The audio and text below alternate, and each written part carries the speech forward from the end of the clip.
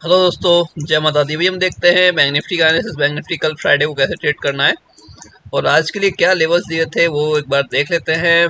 Bank Nifty के अंदर bank Nifty की ओपनिंग हुई थी हमारे जो एक 370 390 का जो लेवल था उसके आसपास में 357 का उसका हाई था ओपनिंग का। और उसके बाद वो अगले 3-4 कैंडल में ही नेक्स्ट लेवल के आसपास 5326 के आसपास आ गया था। इसका लो था आपका 5344। ठीक है, नीचे सपोर्ट भी था। ये अगर बात करें तो ये एक सपोर्ट एरिया भी था, तो वहां से वो प्राइस ऊपर जाता है थोड़ा नीचे, फिर एग्जैक्टली लेवल को टच करता है जो हमने लेवल डाल रखा था।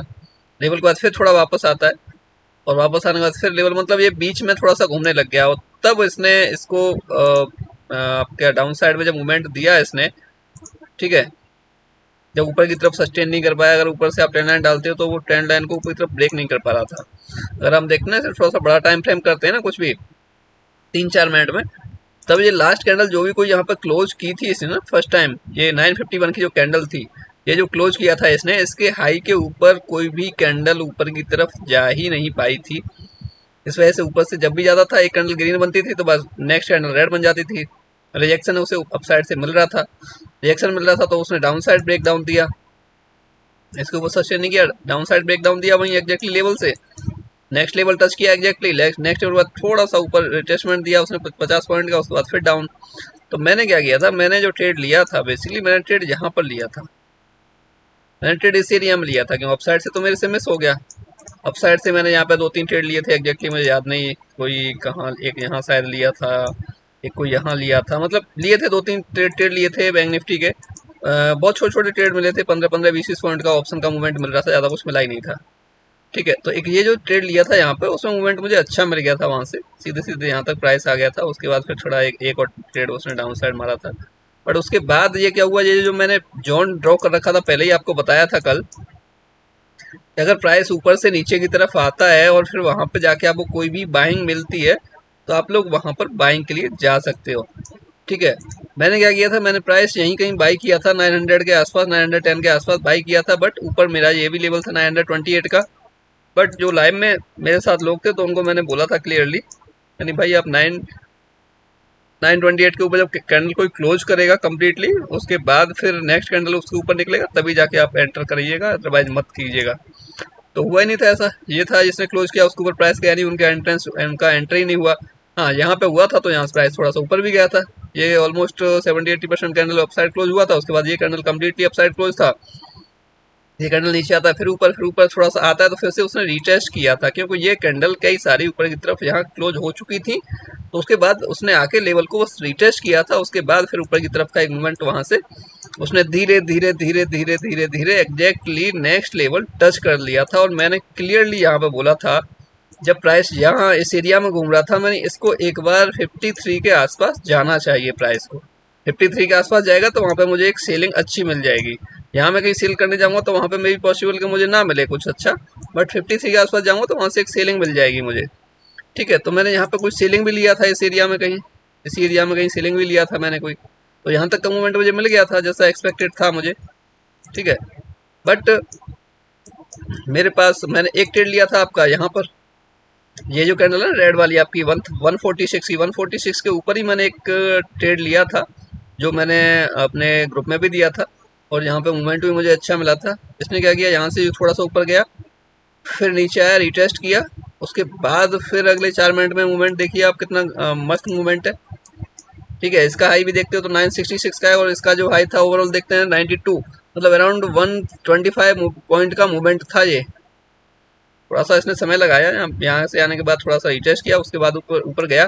और जब प्राइस मुझे यहाँ पे ये मिला, यहाँ पे ये कैंडल मिला, क्योंकि ये भी रिटेस्ट था ना इसका, ये इसका रिटेस्ट था इस लेवल का।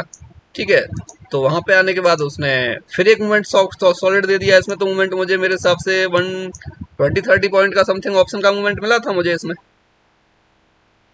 ओके, तो यही ट्रेड थे बेसिकली जो आज किए थे। छोटे छोटे जो कोई ट्रेड थे, किसी में 10 पॉइंट का, किसी में 15 पॉइंट का, ऐसा कोई मेरा एक आध कोई 20 पॉइंट का भी कोई स्टॉप लॉस भी हुआ था आज, जो कि मैंने कम्प्लीटली जो भी क्या हुआ था वो सारे ट्रेड एज इट इज आपको शेयर किए हुए हैं टेलीग्राम में, कि किस में स्टॉप लॉस हुआ था, किस में क्या पॉइंट मिला। एग्जैक्टली ऐसा ही हुआ था। लास्ट के 2 ट्रेड जो दिए थे उसमें एक में करीब 90-95 पॉइंट समथिंग मूवमेंट मिला था, 90 पॉइंट समथिंग, 95 पॉइंट समथिंग, और एक में जो लास्ट वाला था उसमें मिला था मुझे अराउंड 120 या 130 पॉइंट का मूवमेंट था उसमें, ठीक है।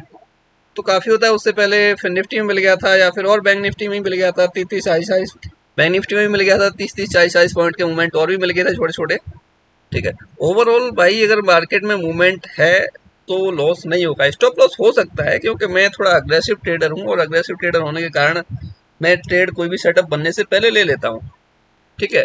तो ऐसे केस में क्या है, स्टॉप लॉस हो सकता है, but end of the day loss नहीं होगा। एंड ऑफ द डे हम प्रॉफिट लेके जाएंगे। अगर आपके पास क्वांटिटी मैनेजमेंट आपने कर रखा है, रिस्क मैनेजमेंट आपने कर रखा है, तो आपको लॉस कभी नहीं होगा। हाँ, आपने पहले ही एक दो ट्रेड में अगर एसएल हो गया 15-20 पॉइंट के, आपने क्वांटिटी 100% यूज कर ली, तो उस केस में क्या है, फिर जो कैपिटल बचेगा उससे आप जितनी क्वांटिटी कर ही नहीं सकते जितना आपने फर्स्ट टाइम किया था, तो ऐसे केस में आपका लॉस कवर नहीं हो सकता, ठीक है। बट अगर आपके पास सफिशिएंट कैपिटल है, सब कुछ आपने मैनेज कर रखा है, तो डेफिनेटली आपका लॉस कभी भी नहीं हो सकता एंड ऑफ द डे 99%। तो 1% ऐसा हो सकता है कि मार्केट में एक मूवमेंट दे दिया, हमसे मिस हो गया, या फिर हमने उसमें कोई भी असर ले लिया, उसके बाद फिर अगर मार्केट हमें मूवमेंट ही नहीं देता, किसी रेंज बाउंड में सारा टाइम गुजार देता है, तो ऐसे केस में कुछ नहीं कर सकते। मार्केट मूवमेंट देगा तो डेफिनेटली प्रॉफिट आएगा, ठीक है। अभी कल के लिए क्या लेवल्स है वो एक बार उस पर नजर डाल देते हैं। एक बार कल के लिए क्या लेवल्स रहने वाले हैं, ये देखिए आप। कल के लिए लेवल्स जो है नीचे के लिए अगर हम देखते हैं तो ये रहेंगे। डाउन साइड से मैं अगर स्टार्ट करता हूँ, डाउन साइड मैंने डाला हुआ है 52,490 का लेवल, 52,490, 52,613, 52,738 और 52,800, 825, 52,914, 52,988, 53,63, 53,188 और 53,265, 340, 391। देखो थोड़ा पास पास लेवल आ रहे हैं काफ़ी ज़्यादा। यहाँ पे डिफरेंस जो है ना, यहाँ पे 340, 391 और 450, ये जस्ट 40 पॉइंट 50 पॉइंट का डिफरेंस है, 50 पॉइंट का डिफरेंस आ रहा है। बट क्या कुछ नहीं कर सकते ऐसे केस में, ये अराउंड 70 पॉइंट के आसपास का डिफरेंस है। जो है जैसा आता है ऐसा हमें डालना पड़ता है। ऊपर देखें तो 53,768 तक के लेवल हमने डाले, अपसाइड के लिए 53,768 तक के लेवल हमने डाल रखे हैं, 53,643, ये सारे के सारे लेवल है। और इसकी जो क्लोजिंग हुई है 53,103 पर हुई है, 53,103, 53,103 पर क्लोजिंग हुई है। ये यहाँ पर इसकी ऑलमोस्ट क्लोजिंग हुई है बैंक निफ्टी की, ठीक है। और कल के दिन अगर हम देखते हैं तो यहाँ से अगर आप एक ट्रेंड लाइन डालते हो ना, लास्ट का जो हाई था, लास्ट डे का जो हाई था, वहाँ से ट्रेंड लाइन डालते तो ऑलमोस्ट वहीं तक प्राइस आया था आज, अभी लास्ट टाइम जो आया है। तो हमें क्या करना है, अगर हमें इसकी ओपनिंग इसी एरिया में कहीं मिल जाती है, जिस एरिया में ये क्लोज हुआ है, मतलब फ्लैट ओपनिंग मिल जाती है, और फ्लैट ओपनिंग मिलने के बावजूद यहाँ से अगर सेकंड कैंडल या थर्ड कैंडल कोई भी हमारे इस लेवल को ब्रेक करती हुई दिखती है, तो हम आराम से अपसाइड के लिए ट्रेड इनिशिएट करने की कोशिश कर सकते हैं, ट्रेड भी इनिशिएट कर सकते हैं, जो कि आज के हाई के आसपास के लिए जाने की कोशिश कर सकता है वो ट्रेड, ठीक है। बट अगर गैप अप हो जाता है, जो आज का हाई है उसके आसपास के लिए कहीं भी 340-400 वाली रेंज में कहीं भी ओपनिंग होती हुई दिख जाएगी, तो फिर वेट कर सकते हैं कि स्टैंड लाइन के आसपास प्राइस आए, और आने के बाद फिर ऊपर की तरफ जाए, तब हम लोग बाई करेंगे। अदरवाइज क्या होगा, स्टैंड लाइन के आसपास आगे अगर 2-3 मिनट भी रुक जाता है ना, और उसको फिर डाउन साइड ब्रेक करता है, तब आप डाउन साइड के लिए जा सकते हो। फिर से आपको ये लेवल या फिर इसके नीचे वाला लेवल देखने को मिल सकता है। उसी तरीके से आप लोग अपना ट्रेड इनिशिएट कर सकते हो, ट्रेड कर सकते हो, कहाँ पर क्या मिलता है उसके अकॉर्डिंग, ठीक है। मैंने आज कोई जोन ड्रॉ नहीं किया, कल जो ड्रॉ करके दिया था आपको कि यहाँ पे आएगा तो आपको एक बाइंग मिल जाएगी, वो बाइंग एग्जैक्टली वहीं से मिली। डॉट टू डॉट हमेशा लेवल काम करते हैं, जो भी हम दे रहे हैं वो सारे के सारे काम करते हैं, बहुत अच्छे काम करते हैं। बट आपको बिलीव होगा, बिलीव तब होगा तब आप उसको प्रैक्टिस करोगे, डेली देखोगे और ट्रेड करोगे। जब तक नहीं करोगे तब तक कुछ नहीं हो सकता। ओके दोस्तों, और कोई क्वेरी कोई क्वेश्चन रहता है तो आप मेरे को व्हाट्सअप कीजिए, कोशिश करते हैं आपको रिप्लाई करने की। ओके।